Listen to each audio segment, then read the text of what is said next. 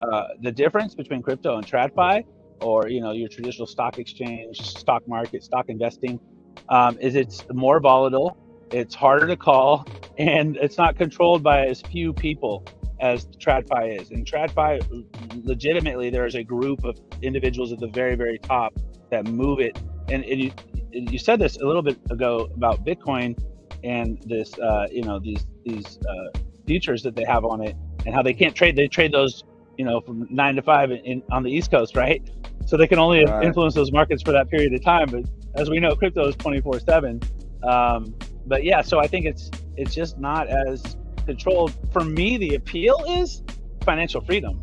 The appeal is financially banking the unbanked, connecting the unconnected. World Mobile, I love World Mobile, not just because they're in Reno, my hometown where I live, and getting to know the team, they're pretty amazing, but they're trying to connect the unconnected, trying to give options, give people more options of what they can do with their finance, with their comms. So I think that's a huge, huge draw for me. And I really believe in Web3. And, I fell in love with Cardano and the Cardano community, and we're a little bit different here in the Cardano community. Obviously, things are dynamic and change over time, but I really felt a deep connection with what we were doing, and even Charles and his kind of long-term vision and taking his time and doing more research.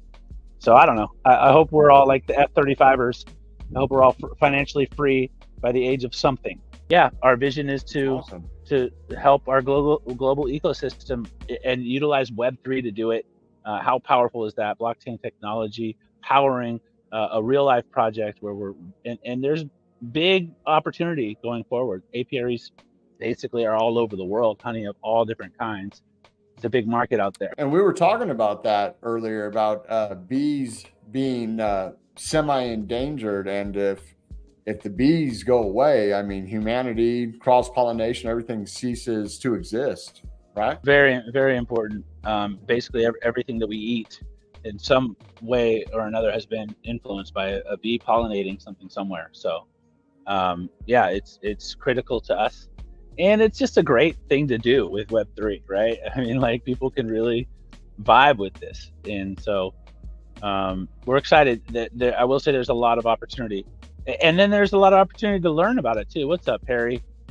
You love it? You know what? I love that bicep. That's what I love, Harry. Look at that bicep. There's a lot of education that comes along with this. Even as we were just listening to that video, I think there's something we could have picked up on with what Xanders was saying. And he has done actual, short 60-second educational, the staking dashboard right there. So you could, 50% of the harvest value will be added to the staking dashboard in ADA. 50% of the honey will go to the business. You'll have an option to exchange your nectar token for ADA or your nectar token for real honey. There will be a lock for collecting rewards. So if you don't collect them, we'll just roll them over to the next harvest. And we have a reserve of ADA just in case, Mother Nature turns on us. But basically, the harvest will determine the nectar, which will determine the real world value of what these bees produce. But the cool thing and the gamification of it, besides you have the different families and the different strengths of the different NFTs, so if you get a queen, you're going to be getting more, is that these hives on the east side, east upper corner, could make 4 times the honey as any of the other four sections. And so you really don't know. I mean, at the end of the day, it's up to Mother Nature and these bees and Alex and the work he does, Xanders and the work that he does, how he takes care of the bees and such. So there you go, Beehive Colony Wars. Each family will have an equal set of hives. Each family will have their own camera access. Holders of that family NFT will have gated access for viewing. And after each harvest, the winning family will have boosted staking rewards for the next war.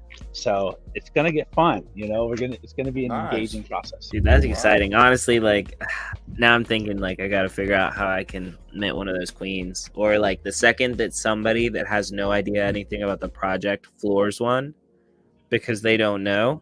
Oh, it's mine, buddy. The drones, there are 50 drones in each family. So they might be the ones that you because if somebody I'll be floored if somebody floors a queen. But yeah, if you just go back up really quick to the partner hives, I just want to mention again that we do have partner hives. Yeah.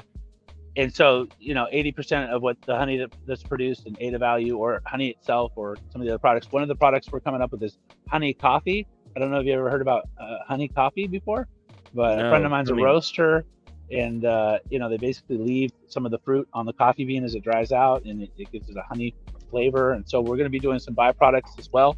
If you go down, honey shipping, infused honey, candles, beeswax lip balm, and then skincare products. My mom's an esthetician. She'd be so proud of me right now. But that's basically what we're doing. You know, we're taking NFTs and we're making a difference, and we're starting a business, and we've already started it and shown you what we're doing through videos for the last year. And so you can have confidence that we're working for you, and you get to check in and see us do it while we do it. How many of us would like to be able to play a video every few days and see if what our NFT project is doing?